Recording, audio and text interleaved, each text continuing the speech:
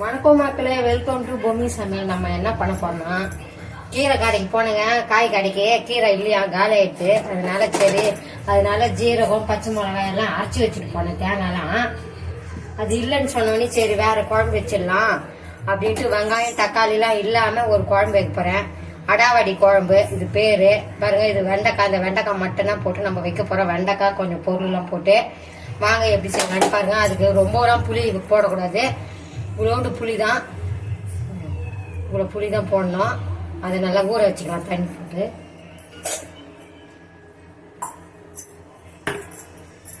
சோம்பேறி குழம்புன்னு சொல்லலாம், அடாவடி குழம்புன்னு சொல்லலாங்க. இது இப்போ அடுப்பு பற்ற வச்சுக்கலாம். இந்த அரைச்சி வச்ச பேஸ்ட்டை வேஸ்ட் பண்ண தேவையில்லைன்னுட்டு குழம்பு வேற வச்சுக்கலாம். இது ரொம்ப அர்ஜென்ட்டாக வைக்கிற குழம்புங்க. இது வச்சுக்கலாம். நம்ம இப்போ இந்த வெண்டைக்காய் ஒரு 10 வெண்டைக்காய் இருந்ததுங்க, அதை போட்டு தான் வைக்க போகிறேன். வெங்காயம் தக்காளி எதுவுமே இல்லாமல், மிளகாய் தூள் இல்லாமல் வைக்க போகிறோம். கடாய் நல்லா காஞ்சிடுது. சும்மா வெறுமனே எண்ணெய் ஊற்றாமல் வதக்கி வச்சுக்கலாம்.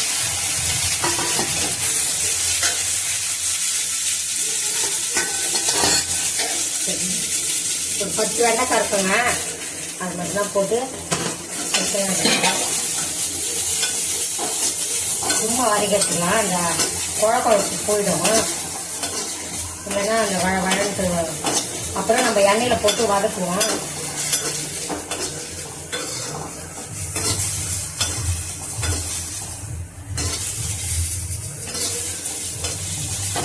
சும்மா வதக்கி எடுத்துக்கலாம்.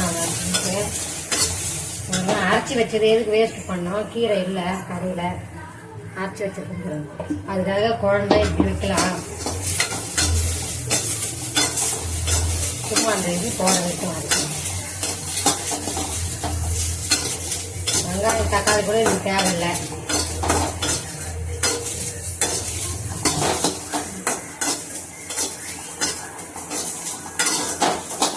எந்த காயமே இல்லைன்னா கூட இப்படி வெண்டைக்காய் ஒரு 10 வெண்டைக்காய் இருந்தால் அந்த குழம்பு வச்சிடலாம். கொஞ்சம் வெண்டைக்காய் மாற்றிடலாம். நல்லா இந்த அளவுக்கு பார்த்தீங்கன்னா போதுங்க.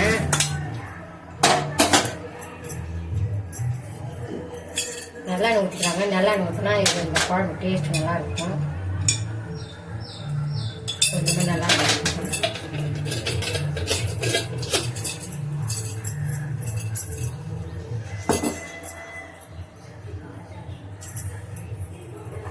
இப்போ வெந்தயம் போட்டுக்கலாம். கொஞ்சம் வெந்தயம், கொஞ்சம் கடுகு உளுத்தம் பருப்பு போட்டுக்கலாம்.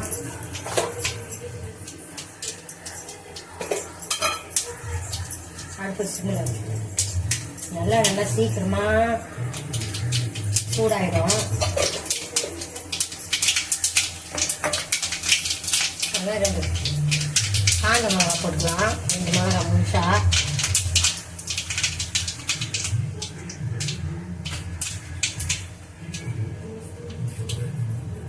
வதங்கட்டும்.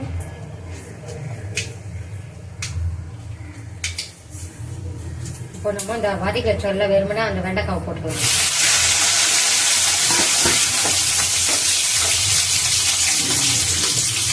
கொஞ்சம் பெருங்காயத்தூள் போட்டுக்கலாங்க.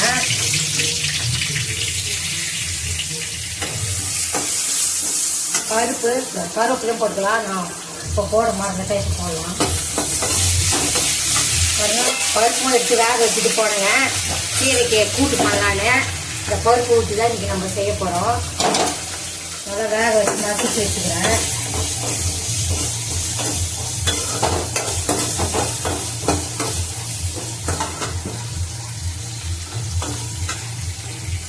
இது புளி ஊற்றாம கூட வைக்கலாங்க. ஆனால் புளி ஊற்றினா இன்னும் டேஸ்ட்டாக இருக்கும். அந்த புளியை நல்லா கட்டி எடுக்கலாம்.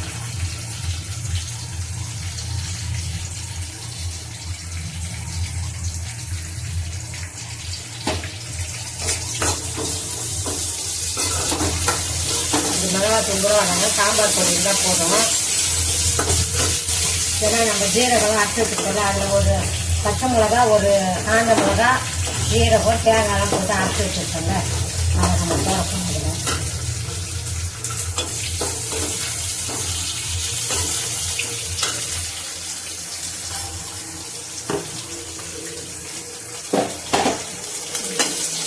இப்போ இதில் நம்ம சாம்பார் தூள் போட்டுக்கலாங்க.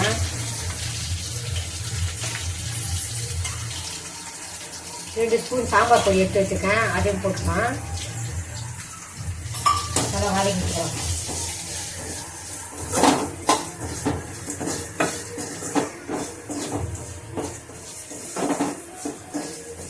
ரொம்ப சிம்பிளான குழம்புங்க. ஒரு 10 நிமிஷத்துல இந்த குழம்பு வச்சு முடிச்சிடலாம். நல்லா வதங்கிடுச்சு. கொஞ்சம் மஞ்சள் தூள் போட்டுக்கலாம்.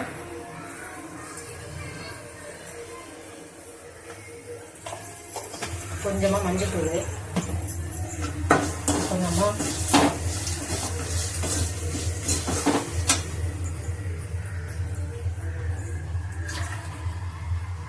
இப்போ தண்ணி ஊற்றி நம்ம வெண்டைக்காவை வேக வச்சுக்கலாம். வதங்க போடுங்க, இந்த அளவுக்கு தான் வதங்கணும். இப்போ நம்ம தண்ணி ஊற்றலாம்.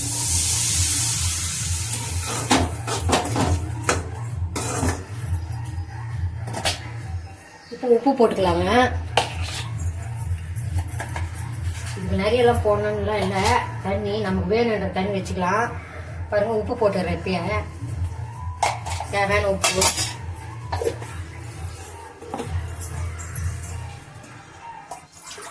ஒன்றரை டம்ளர் தண்ணி வச்சுட்டேன்.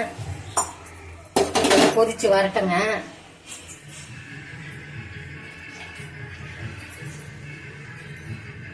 கொதிச்சு வந்தோடனே நம்ம இந்த புளி தண்ணி ஊற்றுவோம்.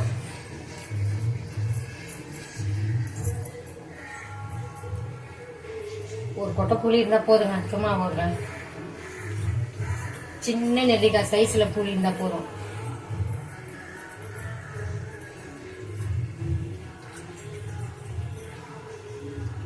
அடாவடி குழம்பு இருக்கு, நல்லா இருக்குங்க. பேரை கேட்டு நல்லா இருக்காதுன்னு நினைச்சுக்காதீங்க. நம்ம இந்த ஜீரகம் தேங்காய்லாம் அரைச்சி ஊற்றுறதுனால நல்லா மனமா இருக்கும், வாசனையா சாப்பிட்றதுக்கு நல்லா டேஸ்டா இருக்கும். அது கூட நம்ம வேர்க்கடலையும் போட போறோம், பருப்பு எல்லாம் ஊற்ற போறோம்.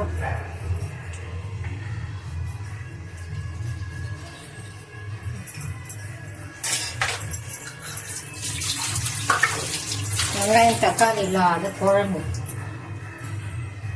வந்துட்டா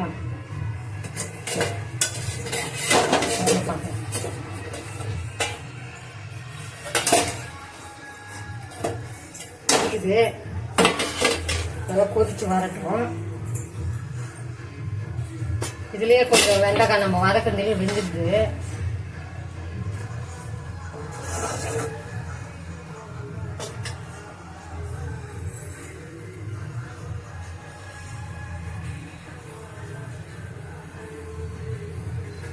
பாருங்க, ஒரு கொதி வந்துடுது. இப்போ நம்ம அந்த புளி கரைச்சி வச்சோம்ல, அந்த தண்ணி ஊற்றிக்கலாம்.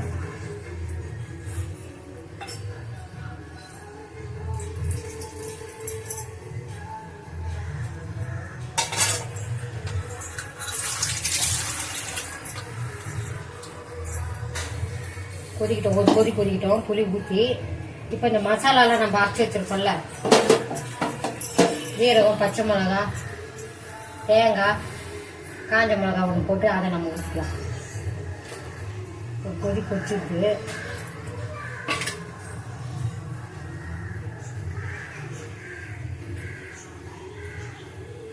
ஒரு கொதி கொதிக்குதுங்க. இப்போ நம்ம இதை ஊற்றிக்கலாம், அரைச்சி வச்ச பேஸ்ட்டு.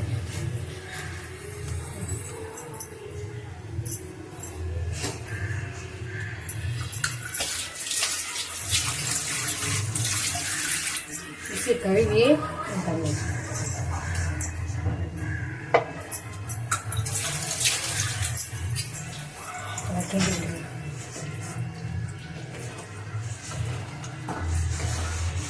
சூப்பரா இருக்குங்க. இந்த வாசனையை நல்ல மனமா கொதிச்சு வரட்டுங்க.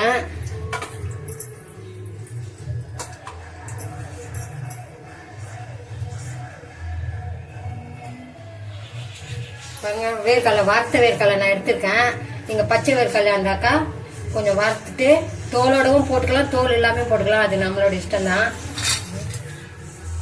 நான் இவ்வளவு எடுத்து வச்சிருக்கேன். இவ்வளவு வேர்க்கடலை போட்டுக்கலாம்.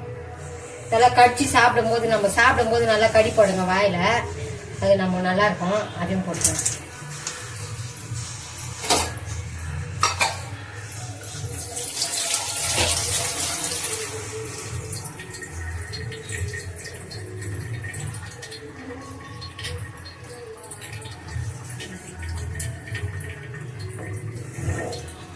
ஒரு கொதி கொச்சா போதுங்க. நல்லா வாசனையா இருக்கு பாருங்க. அந்த ஜீரகம் அரைச்சி ஊற்றுறதுனால. இப்போ உப்புலாம் இருக்கா பார்த்துக்கலாம்.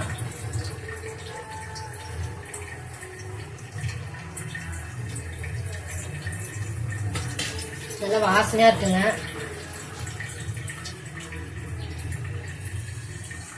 கீரைக்கு வச்சது இப்போ ராவடி குழம்பு ஆயிடுச்சு. சோம்பேறி குழம்பு, அடாவடி குழம்பு, எப்படி வேணா இப்போ கொதிச்சுடுதுங்க. நல்லா கொதிச்சு வந்தோடனே நம்ம இதை ஊற்ற போகிறோம். பருப்பு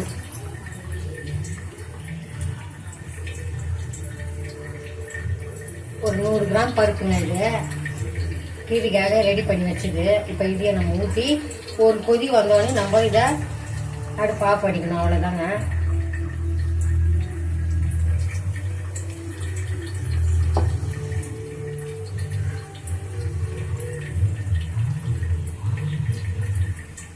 நல்லா கொதிக்கும்.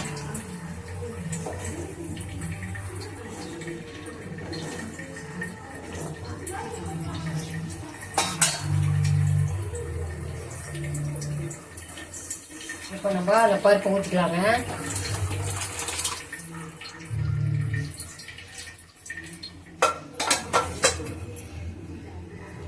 பருப்பை ஊற்றிட்டு நம்ம கலந்து விட்டுக்கலாம். நல்லா திக்காயிடுங்க. நல்லா கொதிக்கிட்டுங்க. அதுக்கப்புறம் நான் ஒரு கொதி வரட்டும். அதுக்கப்புறம் நம்ம